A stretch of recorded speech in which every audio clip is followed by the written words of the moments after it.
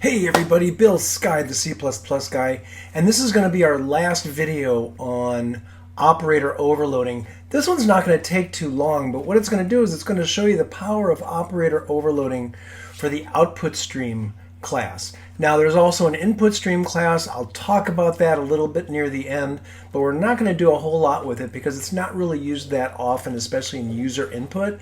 It could be used quite often in file input, and you're going to see what I mean when we take a look at it. But let's go ahead and play around with the output stream, and by that I mean how can you print, how can you see out, console out, how can you see out a puppy dog class, let's say, or an object I should say. So let's jump right into the code. Okay, so this time I have Windows going, and again I'm going to use Eclipse simply because Eclipse has a really great user interface for classes. And I actually took the puppy dog class that I did in my other operator overload and copy constructor videos, and I've got my little puppy dog class here. Now if you haven't looked at those videos, I have a link that goes backwards in time so you can take a look at those how I did it. But basically what I have is that I have my main program right here, and it's pound including puppydog.hpp. Puppydog.hpp, let's see what's in there. Let's see what private members I've got.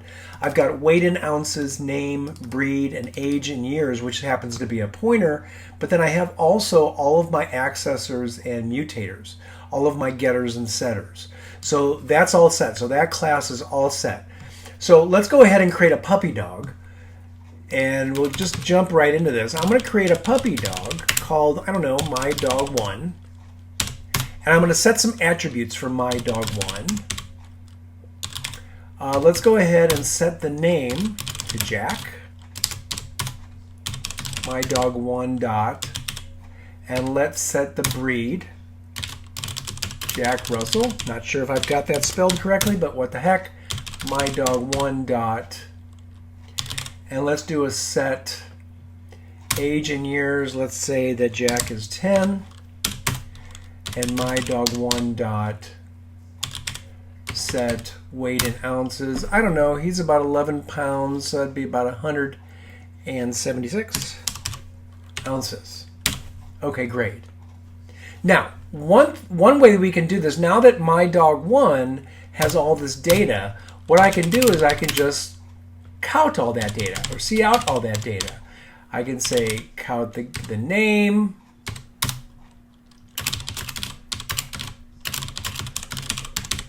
I can see out the breed.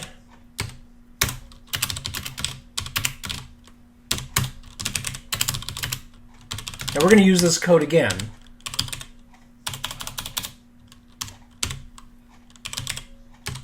Get weight in ounces. You might want to put some headers on this. You might want to make it actually a really nice output. And we'll get the age in years. So let's just go ahead and print, and let's just go ahead and do that, just so you can see what the output looks like.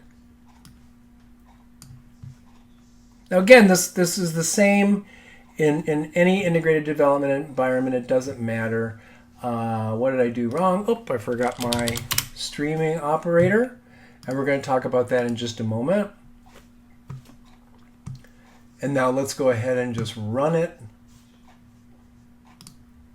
And we should see a nice little printout here of Jack. There we go, Jack Russell 176.10. So of course you might want to put some other data there, just so it's more clear what that 176 and 10 is. Now I do have some debugging stuff in here in the class, creating a new puppy dog. We're not going to really need that, so I'm just going to comment those out in the class. We're going to save and build it again and just run it to make sure it's looking good. Okay, that's awesome. So we can go ahead and just print out, or see out, console out each attribute using the getters. Now, wouldn't it be nice though if you could just do this? Wouldn't that be great? Let's see what happens if we try to do that, what the compiler says. Oh, a lot of problems.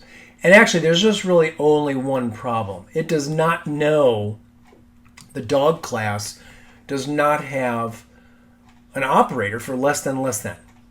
And by that I mean this is what we call the output stream operator, the oStream operator.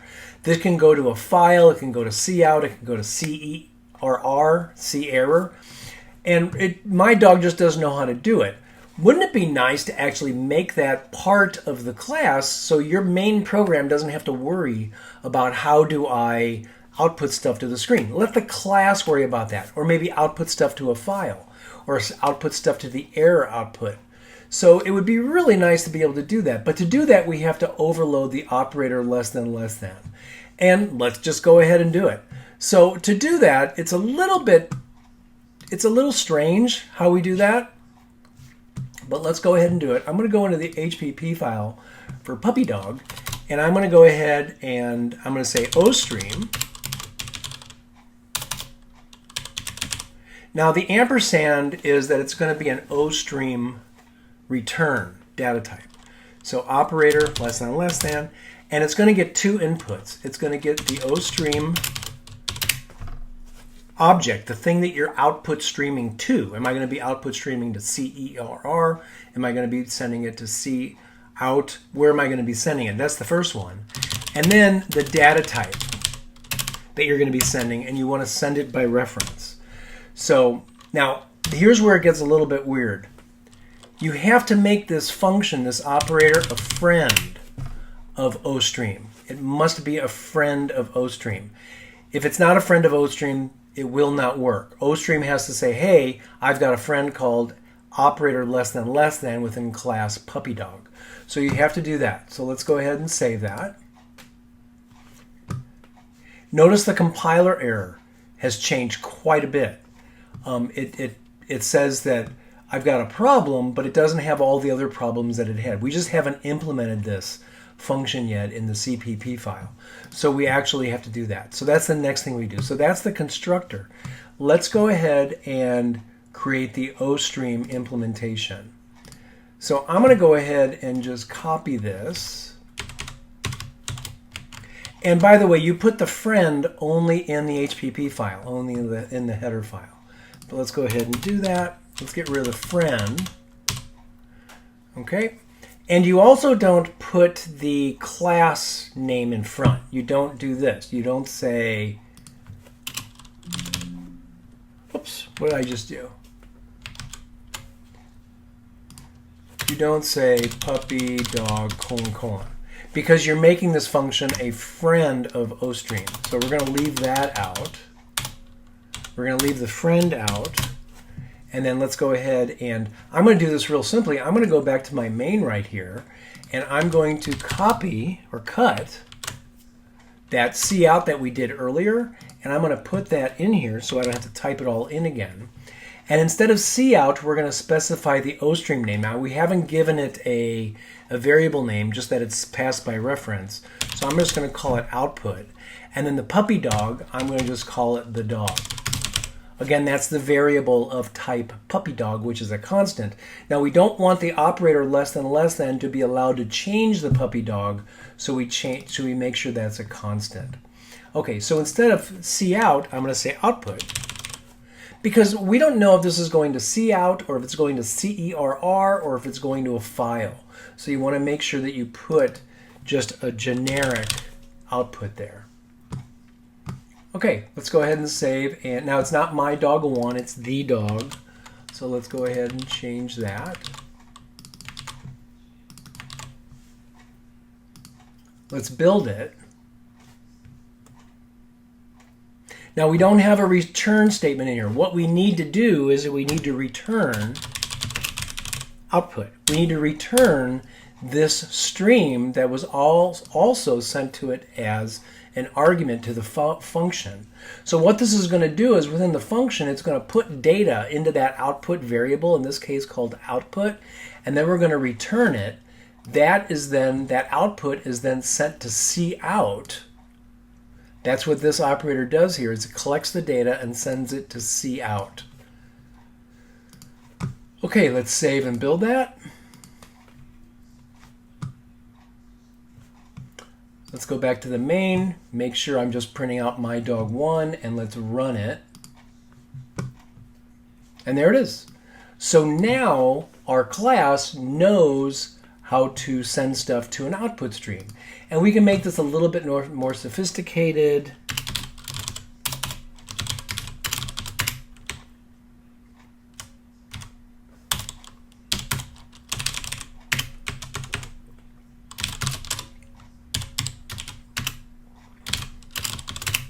Now the beauty of this is that the class is going to decide how this data should be output to the stream, not the main program.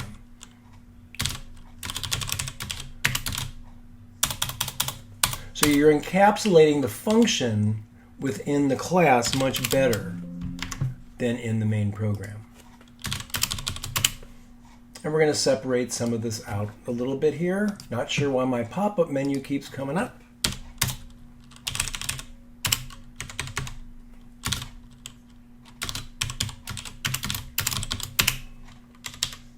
And let's get rid of that last double quote.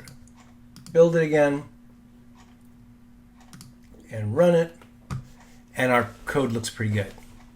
And that's it. That's what you do for the output, for I should say the output stream, the oStream. Now, we also have this other thing, which is the input stream. So let me go ahead and throw together a quick little friend function for that. And so let's say you want the class to actually dictate how data is going to be input to it. Let's say you want to do this. Let's say I want to say console input to my dog 1. How can you handle that? Well, if I just put that there and I build it right now, I'm going to get an error. It's going to say that my dog 1 doesn't know how to do the input stream, the iStream operator. So we're not going to implement this whole thing, but it's very, very similar. We're going to say friend iStream. We have to make this function a friend of iStream. And the greater than is going to be an iStream reference object, and it's going to be a puppy dog. Now we might also want to make that constant because we don't want this. Actually, that's not true, right? Because we're going to be modifying the puppy dog, because we're going to have the user enter in data into the puppy dog. So we're going to do it that way. Okay, so what's this code going to look like? Again, I don't do a lot of this simply because, user input, you've got to be able to, you need to be able to prompt the user for the data and things like that. But let's go ahead and see how this looks. iStream.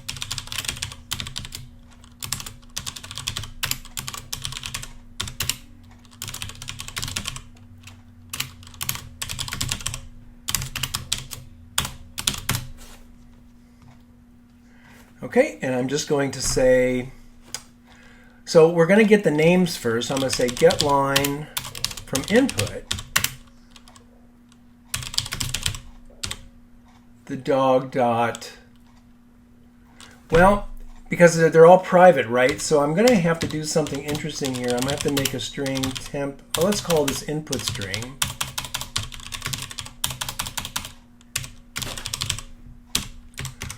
So we're going to go ahead and do this to input string. We could do some validation here. I could say the dog dot set name is the input string. And let's just do that. Let's just do that one name. Let's just do that one thing, and I'm going to return input. So all our function is going to do is just get the name of the dog. All right, let's go ahead and save and build that. All right, let's go back into the main, and I'm going to create another dog here, my dog 2, and I'm going to input to my dog 2, and then I'm going to say C, and then I'm going to say count my dog 2. So this is only going to have me enter a single dog's name. It's not going to have me enter any other data. I can go ahead and add that to that function if I'd like, but we're not going to do that here. And see, here's the problem, is that there's really no prompting. You're going to have to ask the user to type that, like let's say there. Okay, but that's okay for now. And I'm going to call this Silly Willy, and take a look at what it did. It cn'd into the Silly Willy, or into the input stream function, operator overload, and it actually set the name. Now, if you want to actually see this work, I'm going to go ahead and put a breakpoint on the cout, and I'll show you that it is actually going into that operator overloaded cout.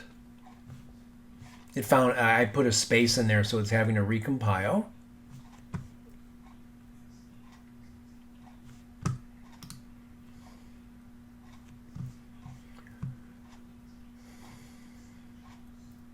Okay, let's go to that line of code, and I'm going to do a step in, and there we are on the input, the output operator overloaded, and we're going to do step by step. So it's formatting the string, and then once it gets the end L, it clears the cache, or it clears the buffer, and then it comes back, and now it's going to do a cn to my dog. I'm not going to debug that because there's some issues with debugging cn in a C++ program. Okay, so that's all there is to overloading the stream in, or input stream and output stream operators for oStream and iStream. You can add more data input to the user, have the user type that in, or have them prompt for different fields. You can have more than just the name on the input stream. You can do it any way you want, but it's a way for you to encapsulate the functions for a class much more so than having to have the main do it. So the puppy dog class in this case knows how to print its information out to the screen, or to a file, or to an error file, whatever the output is. Hope to see you in our next video.